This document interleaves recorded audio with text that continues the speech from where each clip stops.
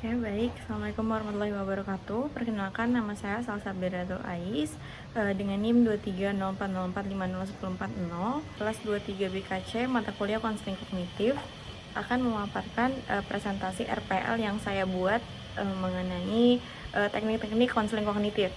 Jadi di RPL saya ini topiknya adalah membangun motivasi belajar melalui self-reinforcement. Komponen layanannya itu yaitu layanan responsif, kemudian bidang bimbingannya itu bimbingan konseling belajar, kemudian fungsi layanannya itu yaitu pengentasan atau kuratif.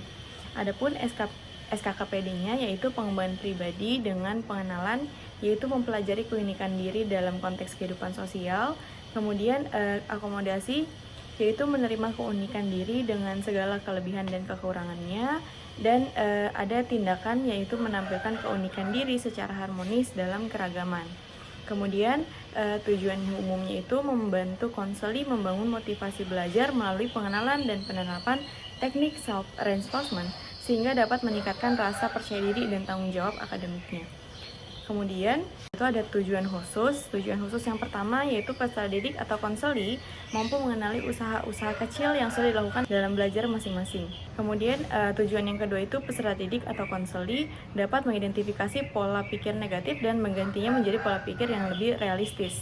Kemudian tujuan yang ketiga itu peserta didik atau konseli mampu menerapkan strategi self-reinforcement dengan memberi penghargaan pada dirinya sendiri setelah berhasil melakukan hal tersebut. Kemudian tujuan selanjutnya, peserta didik atau konseli dapat membangun motivasi belajar secara bertahap melalui penguatan positif. Ya, dan yang terakhir, peserta didik atau konseli terbiasa melakukan self-monitoring untuk mencatat progres belajar dan reward yang diberikan. Jadi, sasaran layanan itu adalah Zahra, nama samaran. Dia adalah siswa SMA kelas 12. Jadi, deskripsi masalahnya Zahra ini adalah Zahra sering merasa tidak termotivasi untuk belajar karena menganggap usahanya tidak ada gunanya.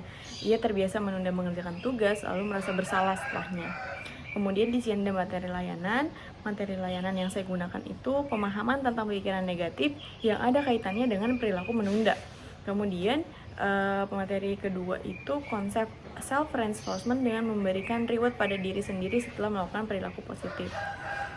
Materi yang ketiga itu ada contoh reward sederhana seperti mendengarkan musik, istirahat, makan cemilan, atau aktivitas yang disukai.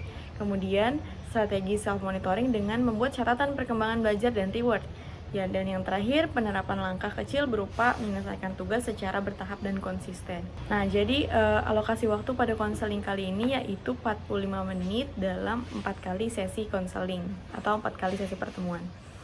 Kemudian sumber-sumber yang saya pakai itu ada buku Corey Gerald yaitu 2013 dengan judul Theory and Practice of Counseling and Psychotherapy. Kemudian ada juga bukunya Sandrock yang perkembangan remaja, kemudian ada modul bimbingan dan konseling kognitif perilaku, kemudian ada observasi dan pengalaman langsung konseli. Adapun metode atau teknik yang saya gunakan itu adalah konseling individual yaitu CBM atau Cognitive Behavior Modification. Kemudian media atau alat yang saya pakai itu adalah lembar ketersediaan konseling dan alat tulis. Baik, masuk di pelaksanaan yang pertama itu ada tahap awal atau pendahuluan. Jadi pendahuluan saya memakai orientasi, yaitu guru BK atau konselor mengucapkan salam sebagai pembuka dalam sesi konseling. Kemudian konselor menanyakan kabar konseli guna membangun hubungan yang baik dan positif. Selanjutnya konselor juga mengajak berdoa sebelum melaksanakan kegiatan. Konselor juga menanyakan tentang kegiatan apa saja yang telah dilakukan konseli pada hari ini serta ungkapan perasaan konseli pada hari tersebut. Kemudian konselor juga memberikan tanggapan baik dengan ramah.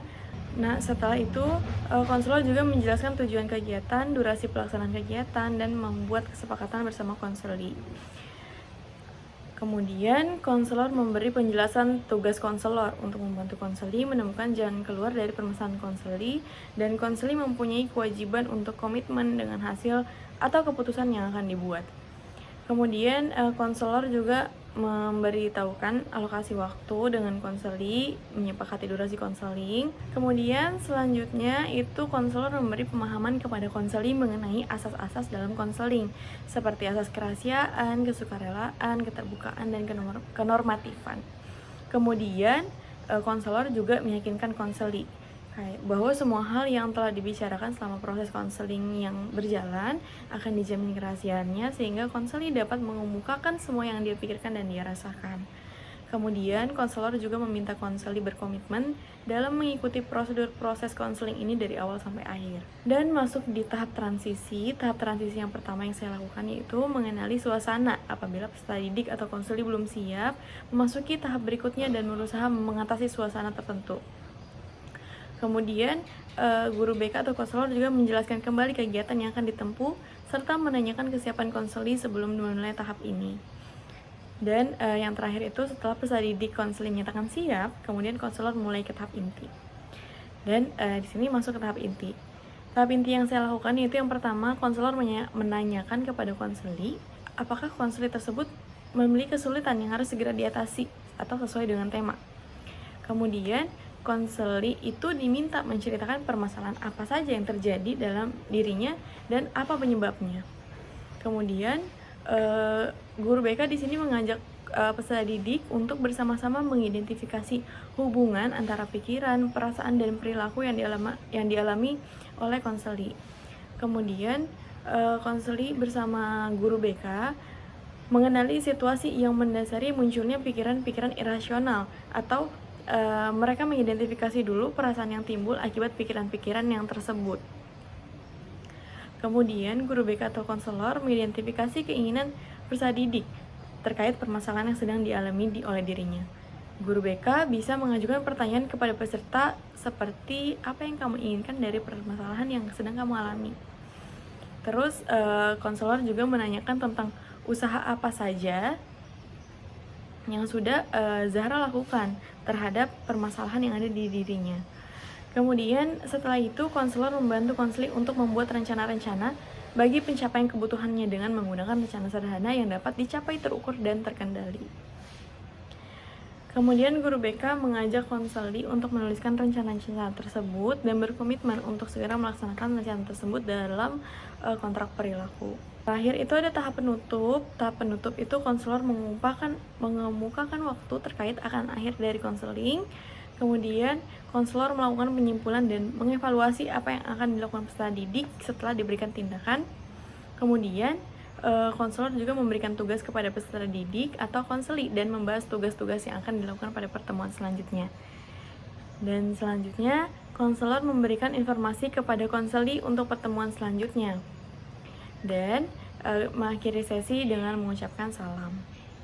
Dan selanjutnya ada lembar evaluasi, yaitu evaluasi proses, memperhatikan proses layanan dengan refleksi hasil masing-masing peserta didik dan sikap atau antusias peserta didik dalam mengikuti kegiatan layanan. Kemudian evaluasi hasilnya itu evaluasi untuk mengetahui dampak layanan pada diri peserta didik sendiri dengan mengajukan pertanyaan refleksi. Kemudian di sini ada tanda tangan mengetahui konselor pamong dan guru BK. Kemudian ada lembar kesiapan konseling dan lembar evaluasi proses dan hasil. Berikut adalah contoh lembar ketersediaan mengikuti konseling yang bertanda tangan itu adalah konseli dan diketahui oleh kepala sekolah. Yang terakhir ada lembar evaluasi proses. Mungkin sekian dari saya, kurang lebihnya mohon maaf. Assalamualaikum warahmatullahi wabarakatuh.